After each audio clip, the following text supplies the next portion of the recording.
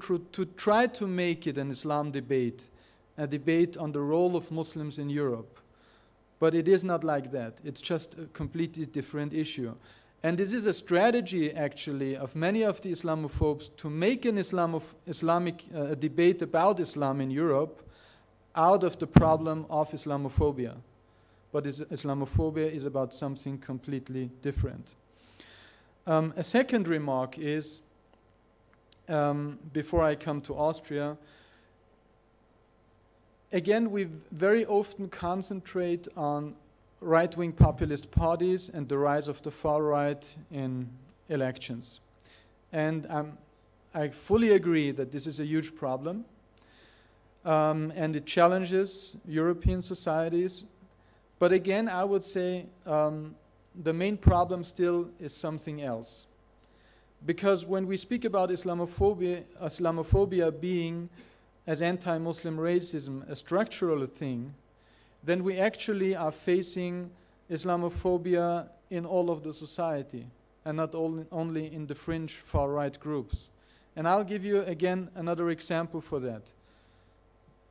In the days of Donald Trump administration, everybody is speaking about Angela Merkel being the leader of the free world, right?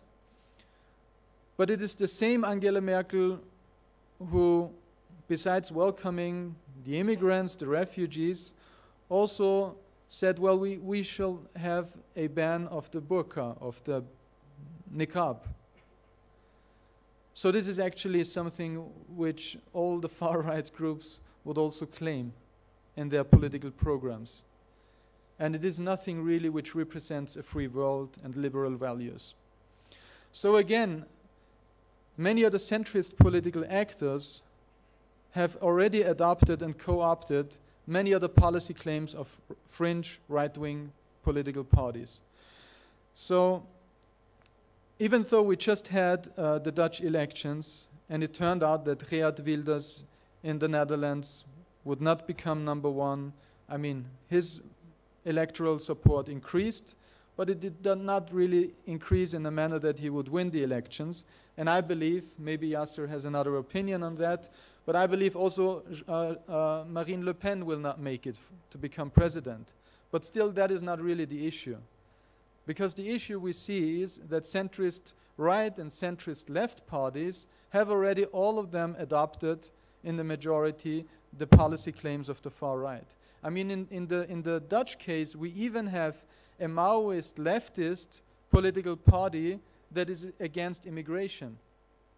I mean, just imagine that. If you are a leftist and you don't want people from outside coming in and giving them some space, so this tells us a lot about how normal, how hegemonic Islamophobia as a discourse has become.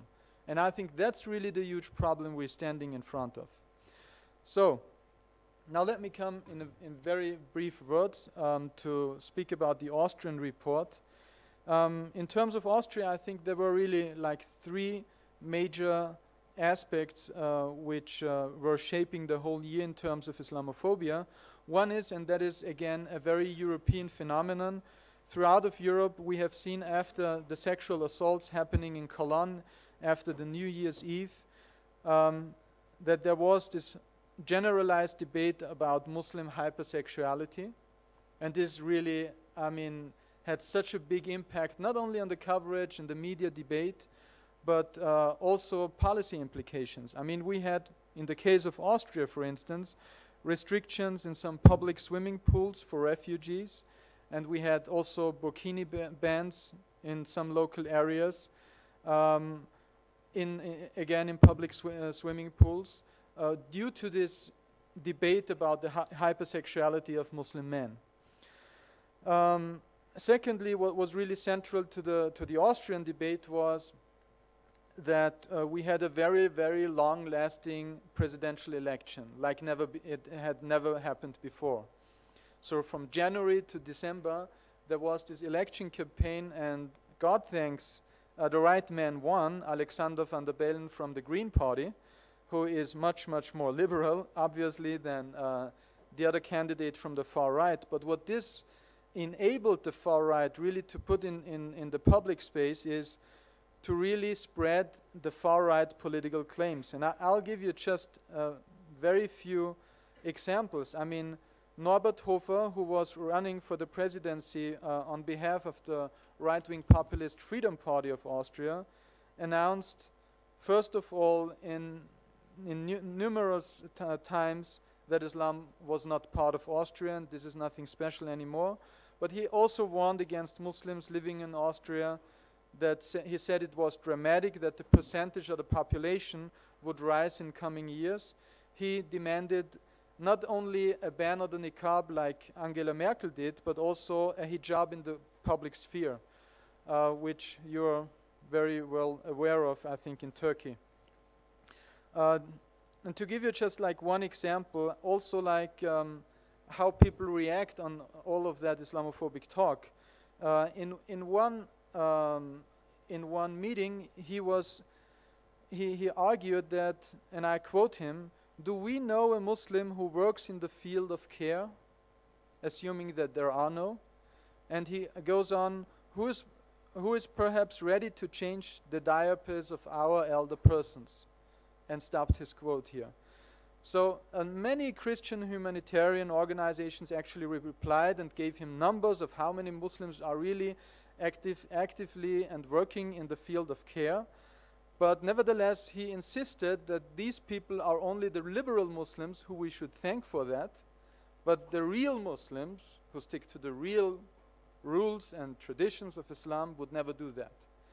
So this shows us, I mean, how far it has become and how able he was also to navigate through this kind of discussion and really, at the end of the day, still to become such a successful campaigner as to get 47% of the whole votes.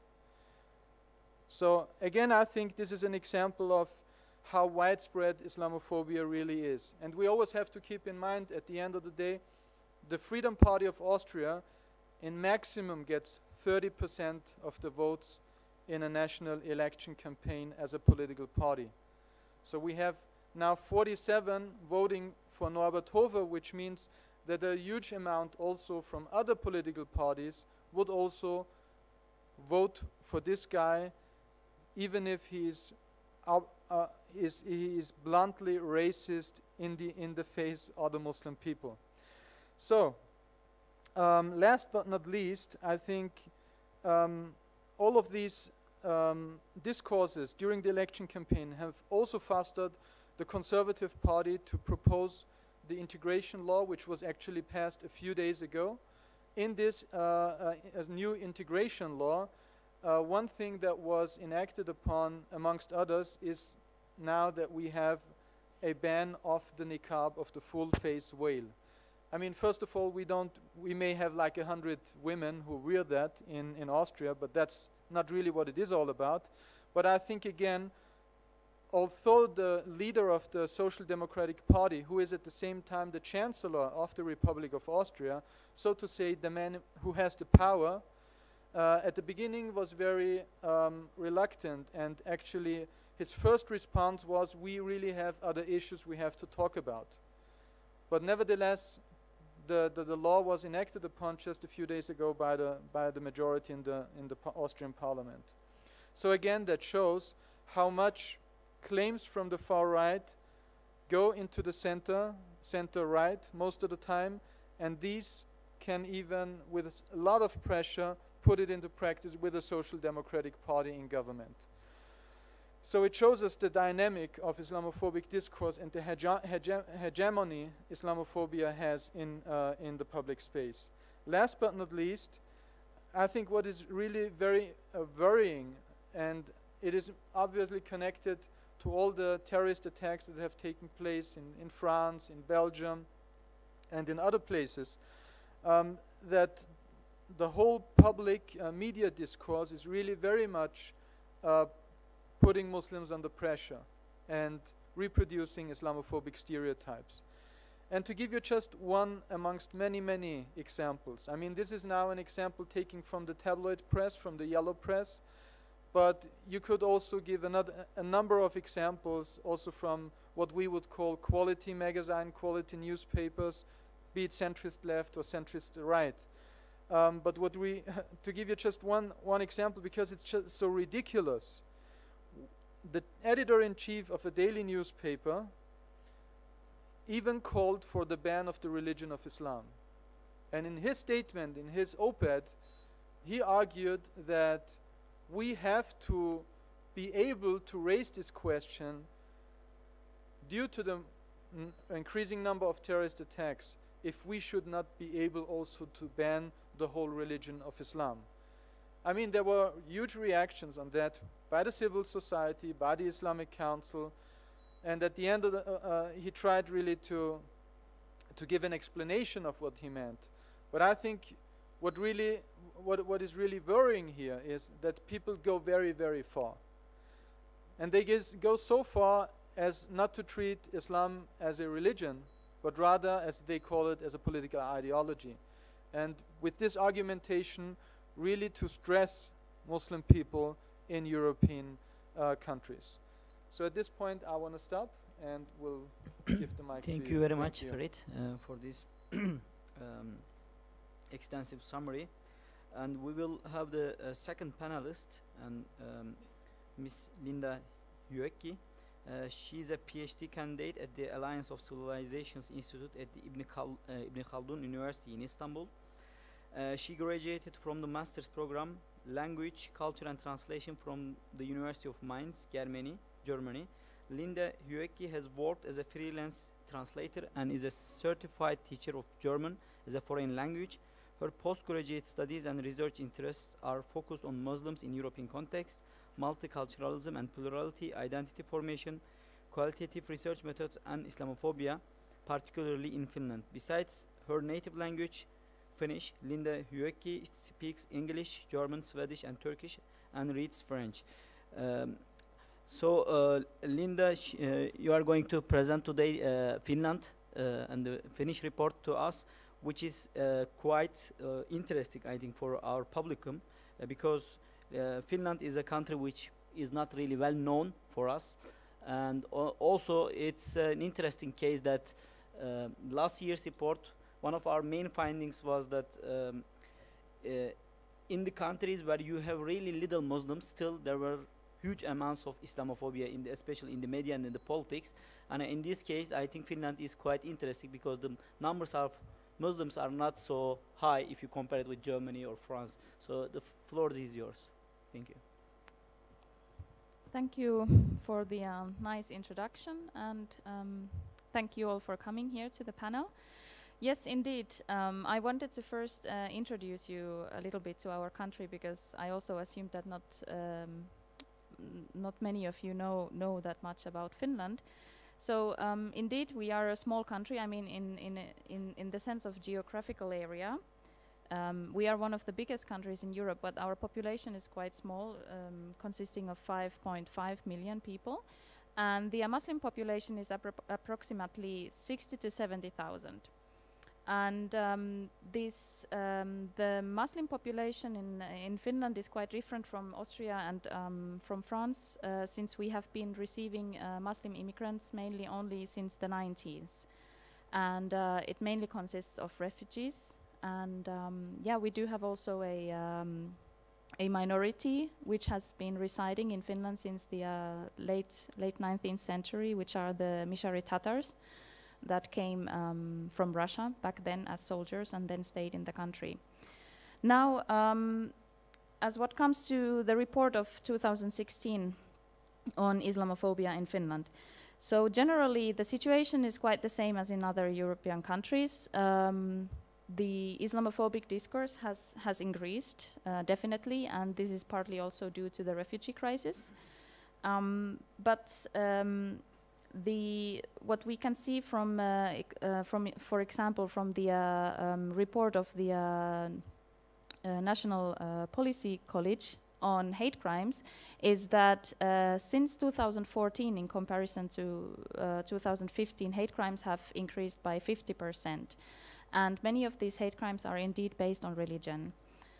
And furthermore, there was a survey on one of the newspapers in Finland, which asked the the people on their opinions on how they think that Muslims could integrate into the Finnish society. And only 11% of the respondents said that, yes, we do think that Muslims could integrate. And well, it's not surprising, but it's indeed an interesting thing to note that over 90% of those who thought that Muslims couldn't integrate were people who have also voted for our government party Perussuomalaiset, which is in English the Finns party. And this is, yeah, it's sort of a right-wing party in the government. Now, what also comes to the general knowledge on Islamophobia in Finland is that there are not so many news reports on individual incidents. For example, there was a case, I think it was in November, where a librarian was attacked in one of the libraries in Helsinki. She's a female librarian wearing the headscarf. And there was not that much press coverage on that attack. So I do think that in general, even Finnish people themselves, they are not very well aware of the situation, what's going on in the country, right? But obviously, things like rising far-right politics and increasing strength of national populistic movements has shown the Finnish population that racist discourse is indeed very prevalent. For example, you might have heard of this movement. It's called Soldiers of Odin. It's kind of a vigilante group. So they were founded in 2015, and increasingly in 2016 they started to spread their activities throughout the country. So what do these people do? So they are there, as they claim, they are there in order to protect the streets of Finland from refugees and from Muslim men. This movement is very racist, and many of their activists, or let's say the participants in these marches and patrols that they do have on the streets, they have a criminal background.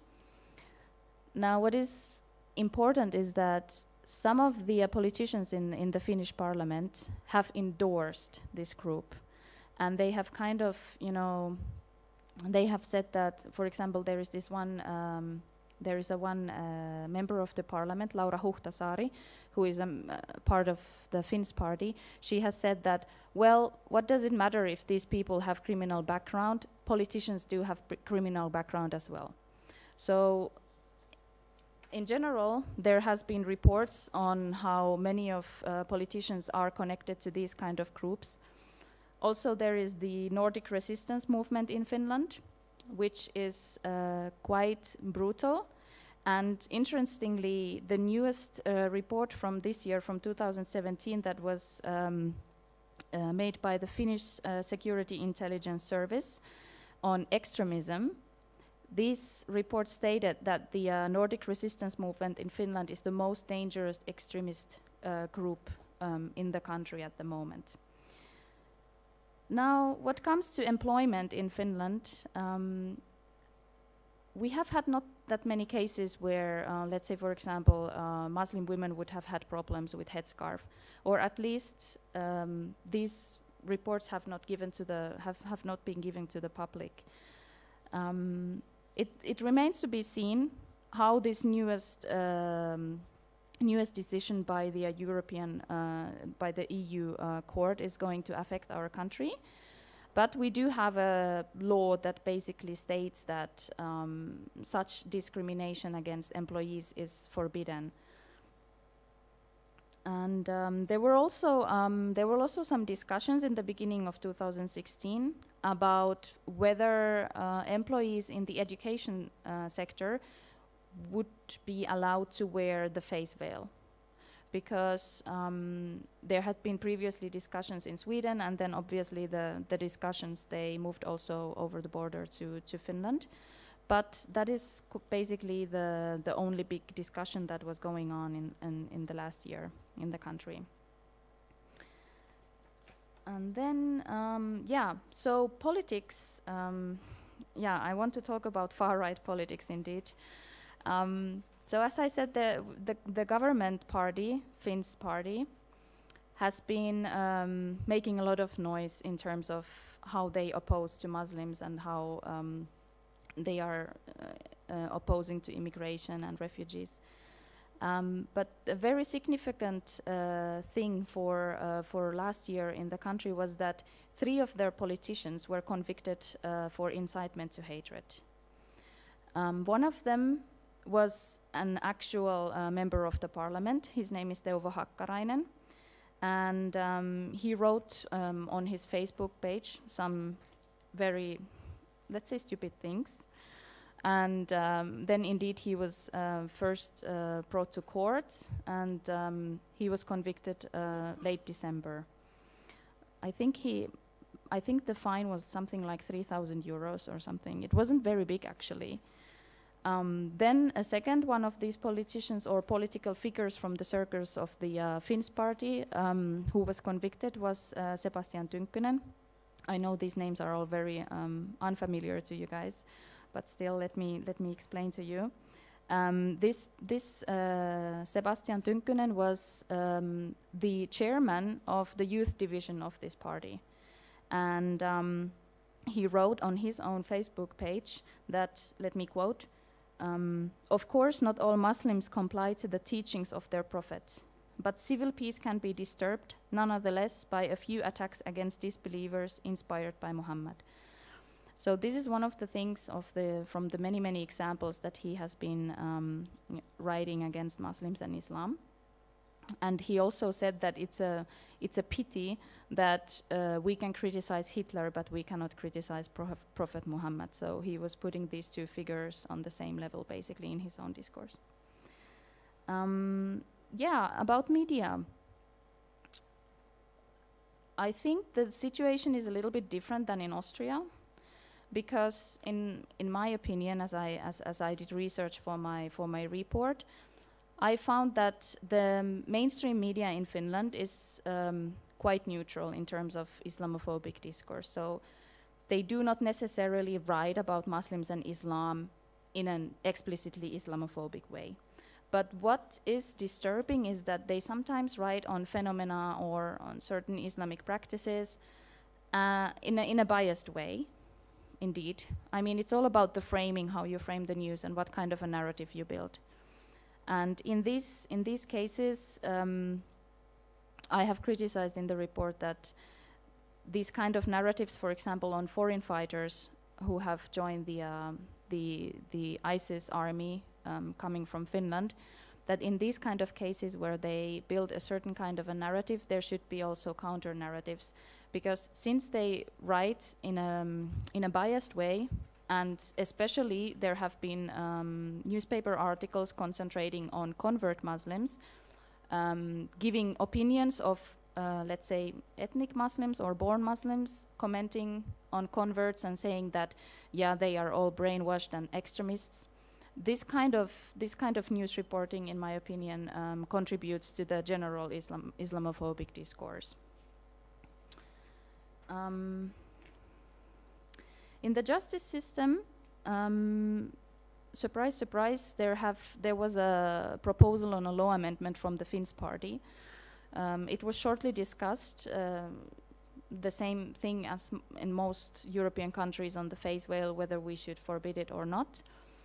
But what was interesting is that this kind of arguments that the politicians bring when they argue for the prohibition of the face veil it's just the perfect example of how people twist their narratives about Muslims and especially Muslim women and their agency. Now, if I may quote the member of the parliament who voted or advocated for this prohibition, he said, "There are reasonable grounds to believe that Muslim women in Finland or elsewhere in Europe in principle do not wear the face veil out of their own will, and thus the law amendment would not violate the article on the right to liberty and integrity of the person in the Finnish constitution." So indeed, they know that they are going to have some counter arguments based on certain freedoms of individuals, and they are kind of trying to attack these arguments in beforehand. And also what is very worrying is that the member of the European Parliament, Jussi Halla-aho, who is also from the circles of the Finns party, he gave a written question to the parliament supporting and actually proposing ethnic profiling. And he explicitly said in his comments that ethnic profiling should be implemented in the EU member states regardless of any basic and human rights that are connected to ethnic profiling. Now, I have very little time left. I will jump straight to the policy conclusions or policy recommendations, since anyhow the report is freely downloadable from the internet. So in conclusion, we can say that Islamophobic incidents have increased, but it is very clear that there is lack of knowledge regarding the extent to which Finnish Muslims experience hate crimes. This is something that needs to be systematically investigated, and it is very strongly recommended that Finnish authorities should outline a definition of the concept of Islamophobia and its relation to hate crime and discrimination. Let me give an example. There is, in the Finnish criminal law, there is no article on hate speech, like definite hate speech. There is only articles for incitement to hatred, and thus if there would be a definition on Islamophobia, which would help the authorities to outline other rules and regulations that would be contributing to the well-being of Muslims and other minorities. Also, level of knowledge about Islam is still very low in the public sector. So it is recommended that there will be trainings and campaigns raising public awareness. And the most important thing here is whenever there is a training or any kind of a campaign, it should be definitely done in cooperation with Muslim communities and NGOs. Because otherwise, it is just people talking about Muslims and there is no Muslim voice from within contributing to the talk. All right, I think that was it. I thank you. Thank you very much, Linda. Now we are coming to the third panelist, and it is also an interesting country for this year because there are also elections, presidential elections in France, which is also very, I think, there is a high tension in the country, and also because of the terrorist attacks there, and so we have seen in 2016, I think, an unprecedented amount of Islamophobia in all fields. And Mr. Yasser Louati, he is going to talk about the French report, but first let me introduce him. Yasser Louati is a French human rights activist who specializes on Islamophobia and national security policies. Until June 2016, he was the spokesperson for the Collective Against Islamophobia in France and head of its international relations desk. Before joining the CICIF, he was a grassroots activist within the French Muslim community, working on better political representation and active citizenry. He is now launching Justice and Liberties for All, an NGO focusing on Islamophobia and violations of civil liberties. He is a regular contributor to various international news outlets, including Al Jazeera France 24, France 24, and CNN, on questions of French politics, French Muslims, Islamophobia, and human rights violations. His writings are published by Al Jazeera, Alternate, Middle East Eye, Liberation, and University of Berkeley's Islamophobia Studies Journal, among others. Before his commitment to working on Islamophobia, he was an aviation consultant in the Middle East and Africa. He was educated at the University of Paris in English and literature. The floor is yours, Yasser, please.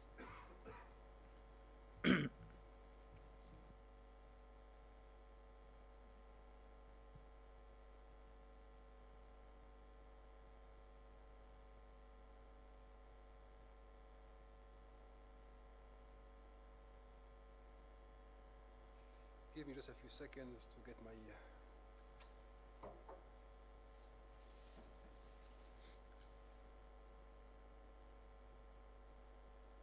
What, how do you hear me? Okay, got it.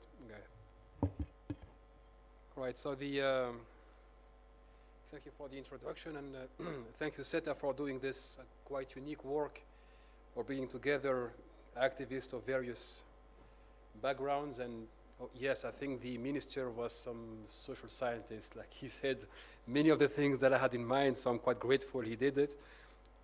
Farid, of course, as usual, you know, precedes me and takes 40% of my content. Thank you, Farid. Speaking about France, first, Islamophobia is Europe's major societal challenge for the 21st century. That's not a theory, it is a fact. When you see all these countries implementing similar measures, you conclude that it is a continental threat and that France is indeed the laboratory of Islamophobia. Why the laboratory? Because before that it was the laboratory of anti-Semitism.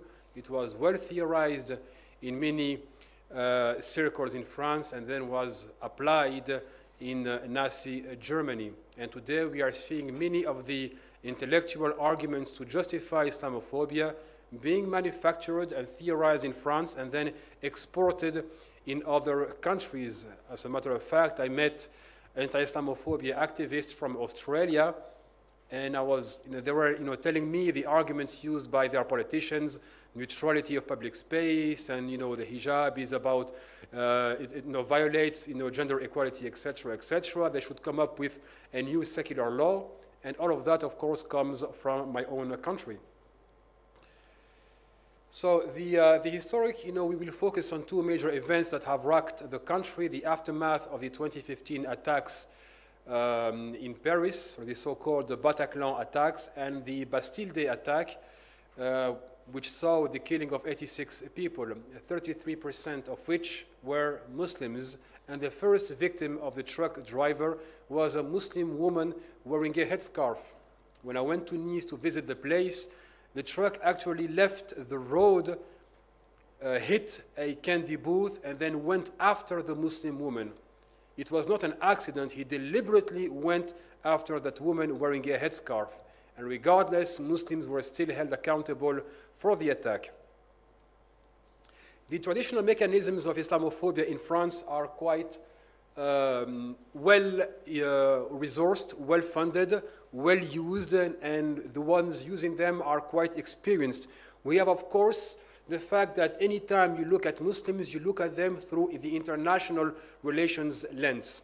You connect Muslims to whatever is happening abroad. In the 70s, it was the Iranian Revolution. In the 80s, it was the Middle East and Lebanon. Then it was the Rushdie affair. Then in the 90s, it was Algeria. In the 2000s, it was Iraq. And of course, the September 11th attacks. But nevertheless, one cannot say that Islamophobia manifested itself after September 11th. It was already there. It just changed and gave credit to what was becoming more unacceptable. For example, you could no longer target Arabs and saying, I don't like Arabs, I don't like blacks, I don't like Turks. You just say, I'm Islamophobic. And now Islamophobia has become the normalized or the noble form or the acceptable form of racism.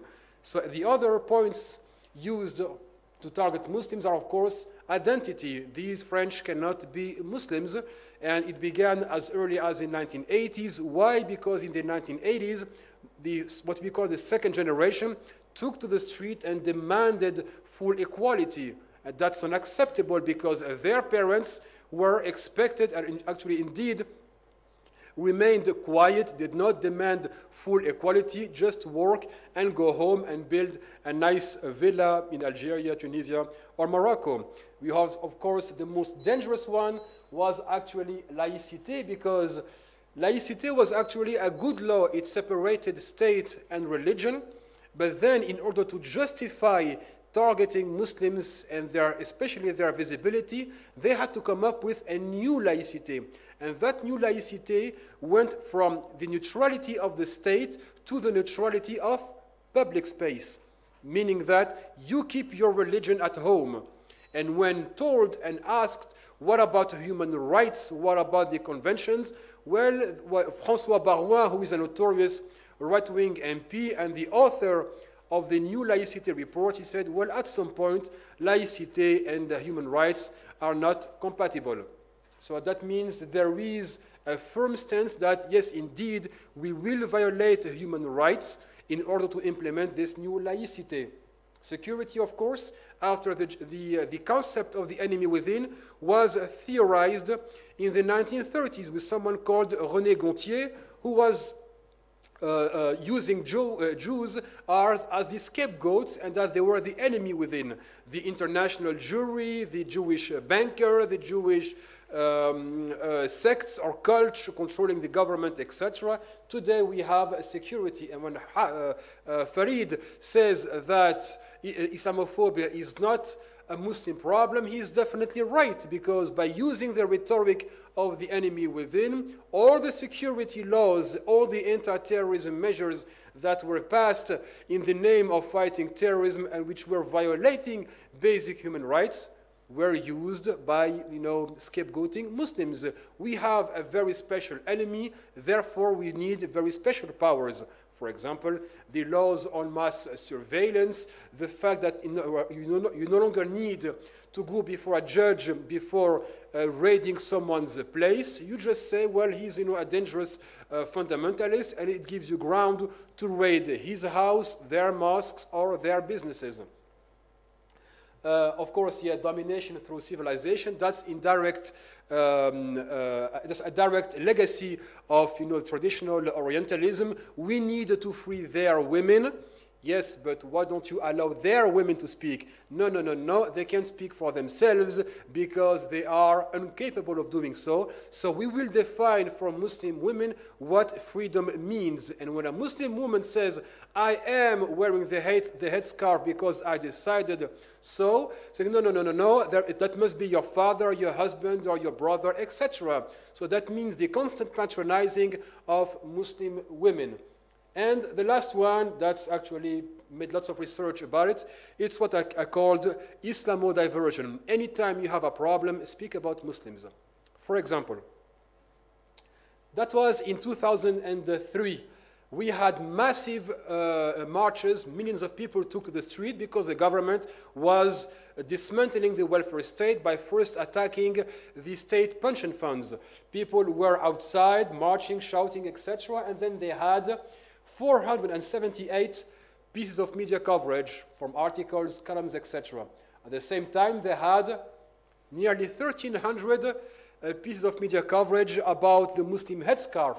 Why? Because that gave ground, or was preparing the ground to pass Islamophobic laws. To see how effective it is, let's look at this.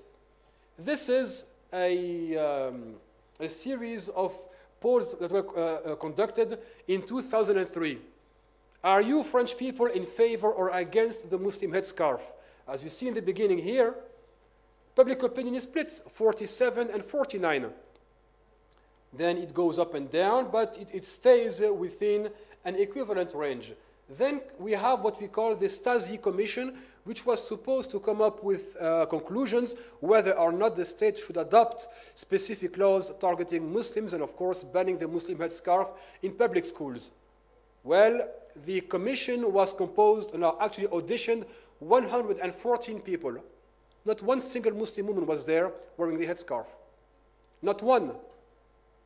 So much so that the head of the commission, Bernard Stasi, said, if we were to vote the very first night, we would have voted against passing a law targeting Muslim women in public schools. But after auditioning all these people, it was obvious to us that Muslim fundamentalists were abusing the freedoms granted by the French Republic.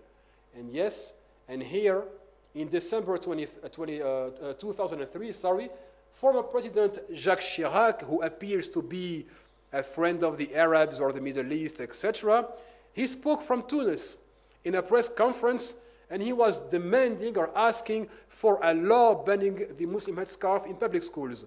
Do you think in such conditions the Commission would go against the will of the President? And then, thanks to the media, we see here a split between both curves. So Islamodiversion is a fact, And the banning of Muslim visibility was not a coincidence. It was a political project that led to a legal project, even if it meant violating the law of laïcité, the French Constitution, and of course, human rights. All right, so Islamophobia, and I see it like as, it was said earlier, it's a political consensus. It's not something that is reserved or is a far-right monopoly. In France, everybody agrees on Islamophobia, and it goes from the far left to the far right. And the trick is to make people believe that only Marine Le Pen and the National Front are Islamophobes, because you can illustrate the devil in person and therefore be outside of any criticism. You say, no, I'm not like that. It's her. When in fact, the Burkini hysteria showed that everybody agreed on passing laws to keep Muslim women out of beaches. And the danger of the Burkini hysteria was that it was about controlling Muslim outfits in public space, because public beaches are public space. That would have meant we begin by banning Muslim outfits or Muslim-like outfits in public beaches, but nothing keeps us afterwards from banning them on the street, in stores, and any other public place. So, Lutte Ouvrière, for example, is supposed to be this Marxist organization fighting for the rights of minorities, and their candidate just spoke a few days ago saying that exactly word for word what Marine Le Pen says about the headscarf, that she is against it and that it is a sign of submission. And that organization, Lutte Ouvrière, have been around for 35 years. Their only success in 35 years was to have mobilized teacher unions in the early 2000s so they would support the 2004 law banning the headscarf. So you have an organization, a political party, which only success was to exclude an already marginalized minority. The NPA, the new anti-capitalist party, split after many of its heads refused to have a Muslim woman wearing a headscarf as a candidate during the parliamentary elections. Jean-Luc Mélenchon, who pretends to be the leader of the far left, said Islamophobia is legitimate, we have the right to be Islamophobic, etc.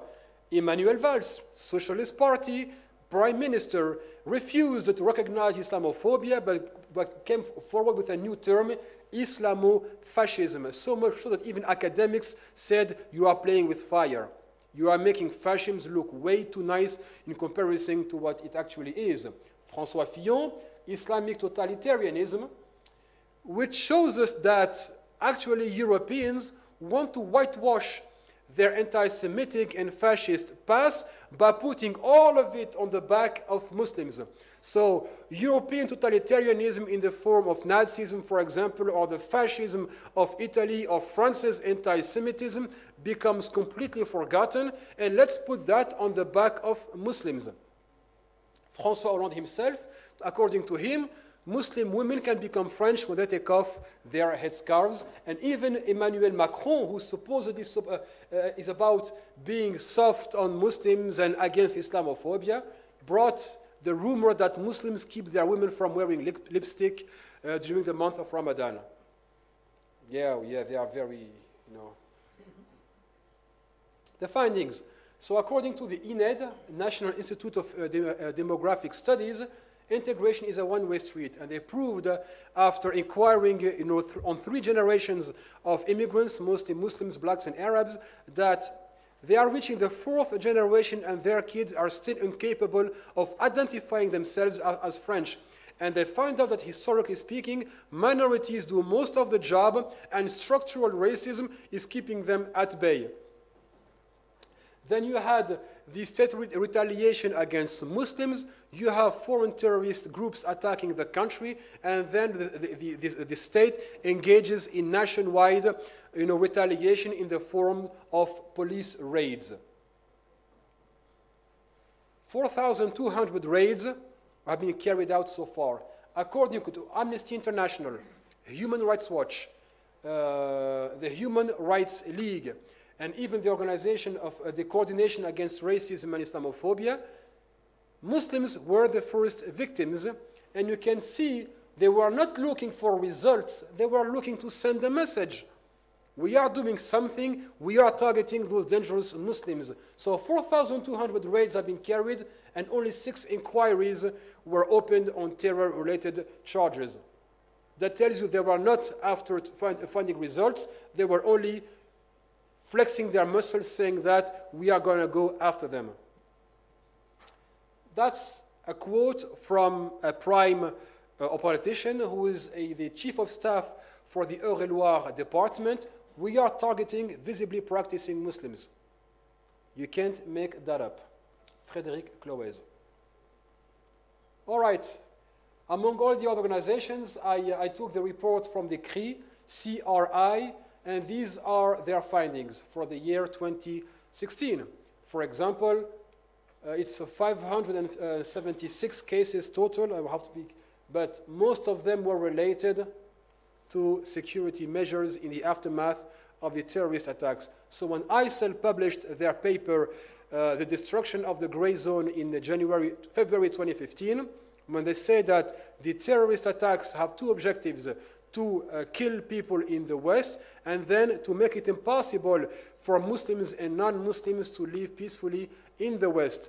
And the French government is reacting exactly as ISIL wants them to react, because there was no call to say, we stand together. There was a call, we got hit, let's hit them Muslims. And even when Muslims were hit at 33% in Nice, the government refused to acknowledge that Muslims were also the victims. All right, the only response to Islamophobia so far is, let's hug each other and say that racism is evil. No political answer, no questioning of the effects of these Islamophobic laws. They only come up with a political or a marketing campaign on social media, tous unis contre la haine, meaning all united against hatred. So they stick to moral anti-racism and do not want to engage in political anti-racism. Why? Because then you will have to bring about results. And it's about saying, you know, racism is not good, let's move forward. And the growing resistance that I would like to speak about, we have, for example, Safir News, which is among the oldest Muslim-owned news outlets, and in their own statuses they have included fighting Islamophobia, and their presence has been so sustainable that they are now part of the coordination against fake news in France. It is called cross-check. That means their work is recognized as being of quality. Then you have the rising one called Le Muslim Post, which targets, of course, a Muslim audience, but a widening one by, speaking directly with politicians, speaking about economic issues. And one of their speciality is to make halal not only about meat and dhabiha, but about an ethic way of life. That's one of their positioning. And they have also a platform for various rising activists and political wannabes and students. This is one of the most interesting initiatives of the last few months. This is Nadia Lazouni. Since Muslim women are prohibited from talking on their own and in their own name, this woman said, you know what, I'm going to get my own show and speak for myself. So she launched her show a few weeks ago because there was nowhere for Muslim women to speak. And for her is to give a platform for empowering Muslims, beginning with women.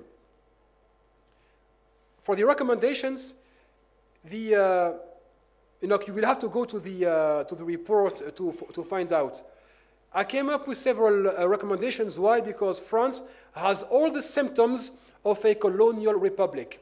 The current constitution was passed 1 year before the bloody repression in Algeria, in the midst of the repression throughout the French colonial empire. That racism is state-sponsored. For example, when you have the state providing subsidies to media outlets that promote racist rhetoric without holding them accountable, that's an expression of state racism. And the fact that the laws have been passed to specifically target Muslims is only a demonstration that the expressions of Islamophobia are just structural. Thank you very much. Thank you very much, Yasser, for your energetic speech. And now we can have the questions. If you have any questions, we can start with your questions.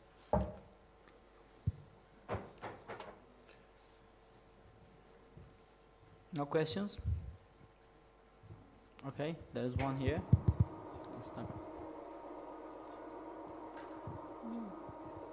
Please introduce yourself also in the beginning and. Ben Türkçe soracağım. Çevirin. Öncelikle hoş geldiniz. Bir müsaade edin. Okay. Yeah. Hoş geldiniz. Konuşmacıların üçüne de sorum şu olacak. Önceden 80'li dönemde veyahut da 90'lı dönemde ben üniversiteye gitmeden önce bile biz burada başörtülü okuyamıyorduk ve benim Romanya'ya giden arkadaşlarım oldu tıp okumak için. Ondan sonrasında mesela Bulgaristan'a gittiler, Bosna Hersek'e gittiler. Hani herkes Avrupa'ya doğru gidiyordu. Şimdi ama mesela orada başörtüsü kamuda yasaklanması gibi bir durum söz konusu. Ay çok heyecanlandım. Ondan sonrasında hani bu olayı algılayamıyorum. Hani Avrupa'daki bir değişim neden? Hani özgürlükçüydü, şöyleydi, böyleydi, insanlığı ondan öğreniyorduk. Ama şu an mesela bizde daha serbest her şey. Onlar gittikçe kısmaya başlıyorlar ve kendilerini kapatmaya başlıyorlar. Bunu acaba Avrupa'nın çöküşü veyahut da ekonomilerinin batışı olarak değerlendirebilir miyiz? Teşekkürler. Okay, thank you. And is there any other questions? So we will collect the questions and then we will give. No? Okay. I'm closing down the auction. Nobody?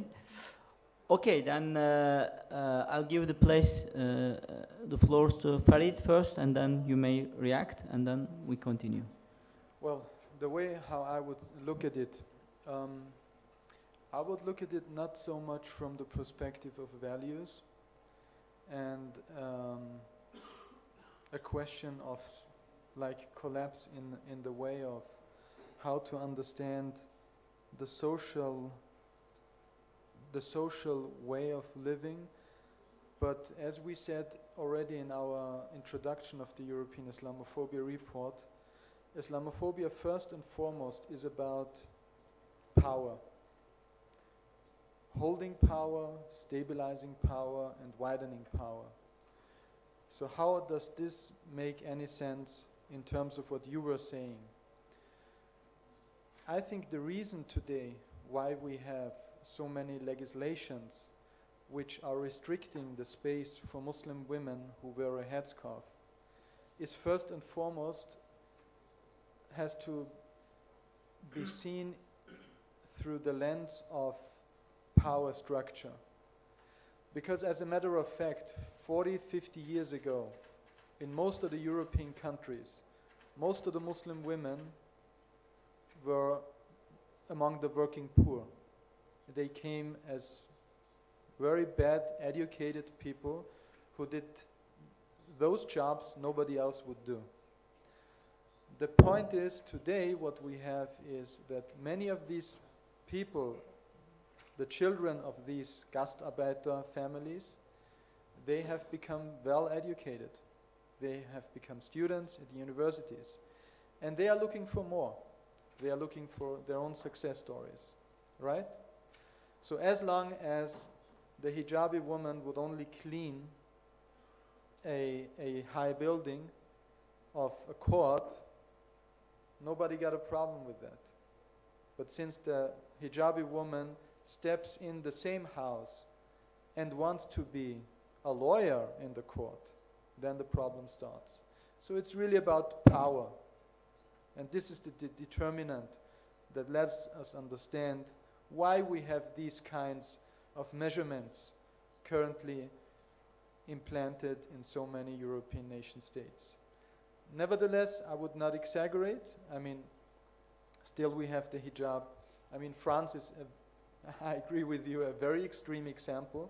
Still, most of the European countries are very far away from this laicist model in practice. So it's much more difficult to imagine that we have very similar legislation also in other European nation states.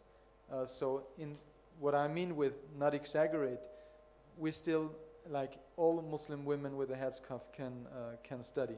There is no restrictions in no European countries except of France, right? As far as I know. So we got to keep the balance at the same time, but I'm definitely sure that life will become not easier. I mean, the way we saw everything developing the last 10 years. Okay, Linda, you want to contribute also to this question? Well, I can just tell you of how the situation at the moment is in Finland. I mean, as I said before, we haven't had that many discussions about whether or not the Muslim women are allowed to wear the headscarf in their workplaces, or I even think there has never been a discussion about whether headscarves should be allowed in universities or schools. The previous cases that were brought into court, one of them was a woman who was working for this fashion store, Guess. You might know the brand. So the owner of the store wanted to basically kick her out of there. So I don't know if in that case we can talk about power that much, because in my eyes it was more of kind of a prestige kind of a question, because Guess is, seen as a very, elitist kind of a, snobbies, brand, and, fine women are having their backs and, other clothes. So there I would have maybe argued that, or I would argue at the moment, if I would have to analyze it, is that this seeing the Muslim woman in headscarf selling their products would have degraded the brand's image, which is obviously as incredibly ridiculous as in the case of power relations. And also there was discussion a few years ago about whether police officers are allowed to wear headscarves, because in Sweden it is allowed for Muslim women to work as police officers with headscarves. And so as I said, it remains to be seen how in Finland it will affect the employment of Muslim women, and especially the refugee women, because it's so controversial that on one hand they are complaining about how refugees or Muslim immigrants, they do not integrate in terms of they just receive state money and they don't work and pay taxes, but at the same time you're kind of putting this kind of a wall in front of them so that they cannot actually contribute and be active citizens on the job market. Yeah, that would be my comment. Thank you. Okay, thank you. Yasser? Don't worry, the world is big enough, so you'll always have a place where you can go study and get a good job and fulfill yourself. So unlike what you are taught somewhere in Europe, the center of the world is not Europe. The world is much bigger than that. In terms of values, let's backtrack a little bit and see how things have evolved. We often hear that Europe is betraying its values, or France is betraying its core principles, etc., etc. Let's take, for example, the Enlightenment, supposedly that took Europe out of the darkness and brought about these liberal values. Enlightenment meant slavery for other people. It meant the justification for genocides around the world. So when you hear people speak about universal values, universal means white Westerner. But when black and browns and Muslims, etc., step forward and say, these values also apply to me, I am also your equal, I want to share, I want to have a fair share in the power structure, or I want to evolve and take the social ladder, then those values don't apply to you. For example, in France, we are going to free these Muslim women. So you are going to free them by keeping them out of school, out of jobs, humiliating them on a regular basis, who are you fooling? All right? So that's for one. Now the fact that these things are becoming more and more blatant, that the violation of civil liberties and human rights and are becoming a daily problem, only shows that now there is no longer need to conceal this rampant racism. It's many people say, well, it's because of the economy, so therefore things have gotten worse. No, because in France, when, like for example, for the French police was chasing Algerians in the streets of Paris, when in 1961 they murdered 300 of them because they marched peacefully against the war in Algeria. That was in the midst of what we call the glorious 30s, 30 years of explosive economic development in France. The situation was not as bad as it is today. The country was experiencing full employment.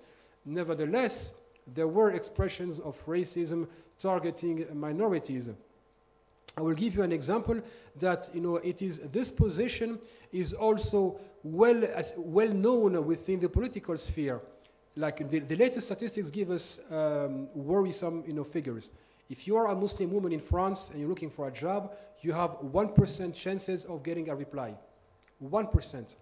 If you're a Muslim person, male or female, applying for a job, you are 4 times more likely of being discriminated against than, let's say, for example, a Catholic or a person who has no religion because of your color, your last name or your first name. But let's look at the ramifications of all that. How much would it cost, or does it cost actually, to train someone from kindergarten, primary school, secondary school, high school, college, full graduation? That person in France, we still have above average public schooling system. That's an investment.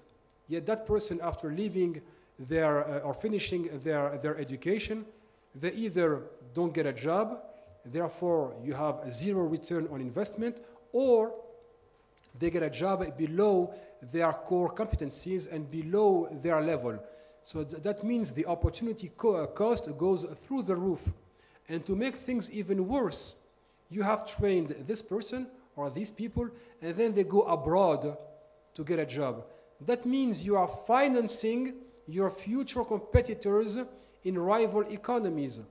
And then they complain that globalization does not work well for France. If you expel your own talent, if you don't allow people to create wealth here, there in France, what else can you expect? How many people have left France?